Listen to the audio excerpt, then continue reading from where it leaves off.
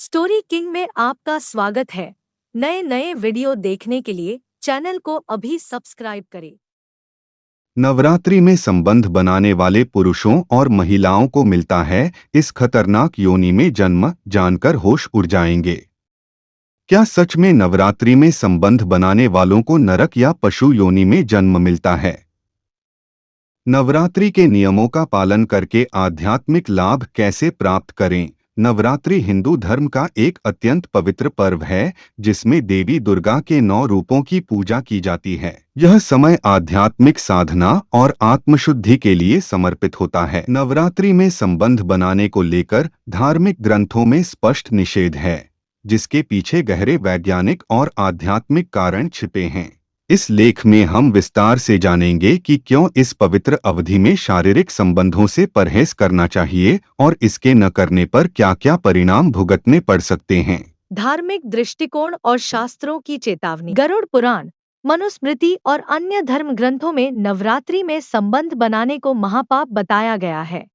विशेष रूप से गरुड़ पुराण के अध्याय 115 में कहा गया है, नवरात्रेषु ये मूढ़ाः स्त्रीभिः संग प्रयान्ति ये ते यान्ति नरकं घोरम पशुयोनि शतं समाः। इस श्लोक का अर्थ है कि नवरात्रि में शारीरिक संबंध बनाने वाले मूर्ख लोगों को 100 वर्ष तक नरक भोगना पड़ता है और फिर पशु योनि में जन्म लेना पड़ता है। तंत्र विशेषज्ञ डॉ हरिनारायण तिवारी बताते हैं, नवरात्रि में प्रकृति में विशेष प्रकार की ऊर्जा का संचार होता है। नवरात्रि में संबंध बनाने से इस ऊर्जा का दुरुपयोग होता है और साधक की आध्यात्मिक प्रगति रुक जाती है। इस समय संयम बरतने से साधना का फल 100 गुना बढ़ जाता है। वैज्ञानिक विश्लेषण और शारीरिक प्रभाव। आयुर्वेद विशेषज्ञ डॉ प्रताप चौहान के अनुसार नवरात्रि में उपवास के दौरान शरीर की शोधन प्रक्रिया चल रही होती है। नवरात्रि में संबंध बनाने से शरीर की प्राण ऊर्जा का अपव्यय होता है, जिससे रोग प्रतिरोधक क्षमता कमजोर हो सकती है। इस समय ब्रह्मचर्य का पालन करने से शरीर के सभी दोष दूर होते हैं। मानसिक प्रभाव। मनोचिकित्सक डॉ राजीव शर्मा का कहना है, इस समय शारीरिक संबंध बनाने से कोर्टिसोल हार्मोन का स्तर 30% तक बढ़ सकता है, जो तनाव और चिड़चिड़ापन बढ़ाता है। नवरात्रि में मन को शांत रखना चाहिए क्योंकि इस समय मस्तिष्क अधिक संवेदनशील होता है।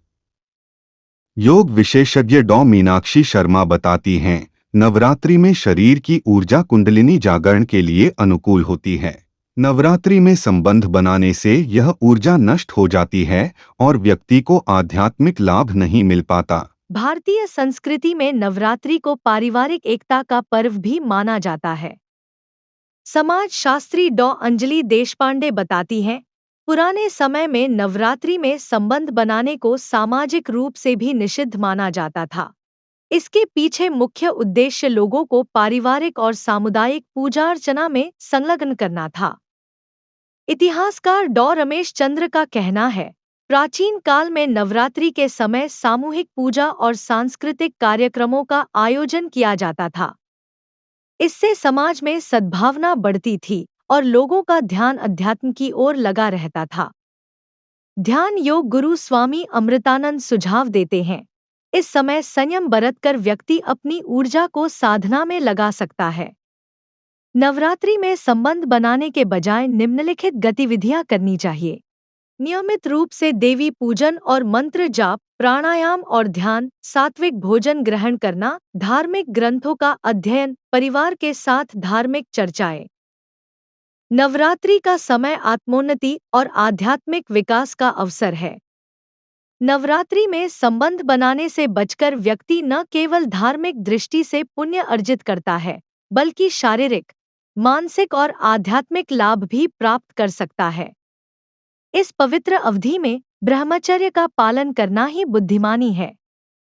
अगर ये हमारी वीडियो अच्छी लगी हो तो हमारे चैनल को सब्सक्राइब करें और बेल आइकन को जरूर दबाएं। वीडियो पूरा देखने के लिए आपका बहुत बहुत धन्यवाद।